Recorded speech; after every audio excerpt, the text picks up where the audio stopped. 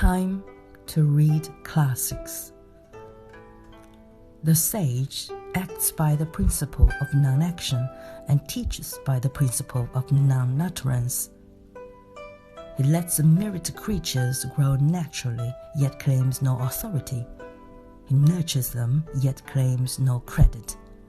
And he accomplishes his tasks, yet claims no glory.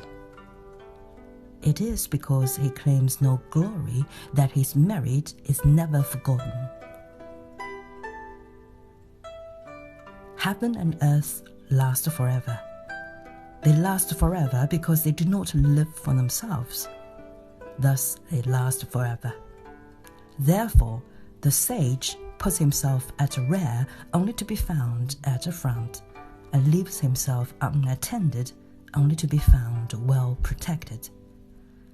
Isn't it because his selflessness that he accomplishes his own ends?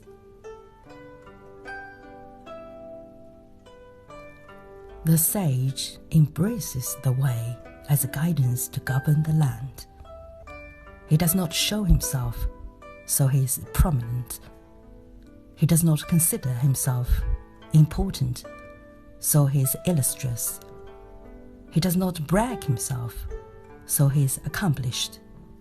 He does not pride himself, so he is endurable. It is because he does not contend that no one is in a position to contend with him. One who knows the strength of the male and keeps the gentleness of the female is one who is willing to be the canyon under heaven.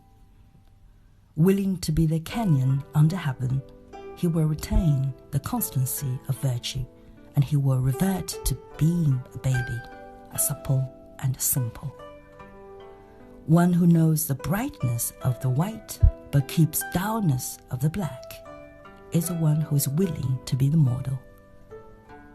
Willing to be the model, he will return to infinite, and the internal virtue will not go astray. One who knows the glory of the honor and accepts the disgrace is one who is willing to be the valley under heaven. Willing to be the valley under heaven, he will return to the state of plain wood. When the plain wood is carved, it becomes vessel. The sage uses these to become a leader, and the system cannot fall apart.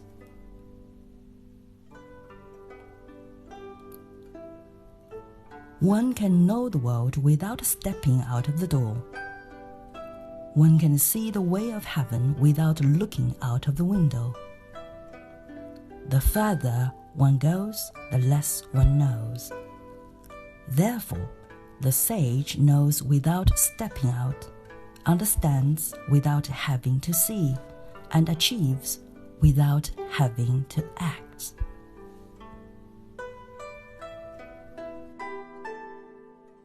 When people do not fear the power, the great manners will occur. As a ruler, one should not limit people's living place and reject their means of livelihood. People do not breed resentment unless they are suppressed.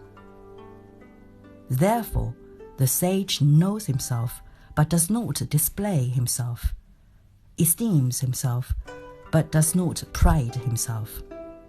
So, he adopts the one and abandons the other.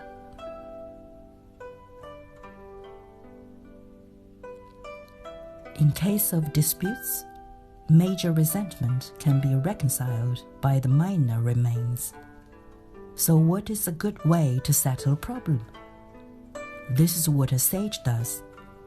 He does not demand payment from others, even though he holds one part of the contract. Therefore, a man with virtue is like the one holding the contract, and a man without virtue is like the one holding the tax bill. So the way of heaven has no bias, yet always on the side of the kind. The sage does not keep everything to himself. The more he helps others, the more he possesses. The more he gives, the richer he becomes. The way of heaven benefits and does not harm. Likewise, the way of sage helps and does not contend. The way that can be spoken of is not the internal way, and the name that can be named is not the internal name.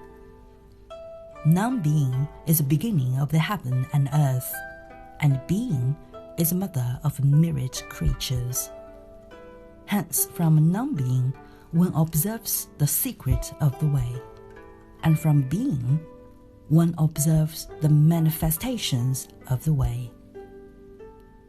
Being and non-being have the same origin, but bears a difference in name. Both are said to be mysterious. Mystery upon mystery, this is the gateway of all secrets. Isn't the way of heaven like stretching of a bow? Lower it down if it is high, and raise it up if it is low. Release it a bit if it is excessively drawn, otherwise pull it back a bit. It is a way of heaven to lessen the excessive and to make up for the deficient. However, man acts in opposite manner. They lessen the deficient and add to the excessive. Who can give the excessive to the deficient? Only who he holds away can.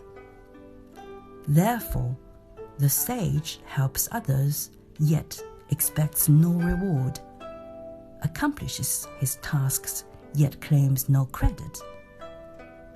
He has no desire to show his kindness and wisdom.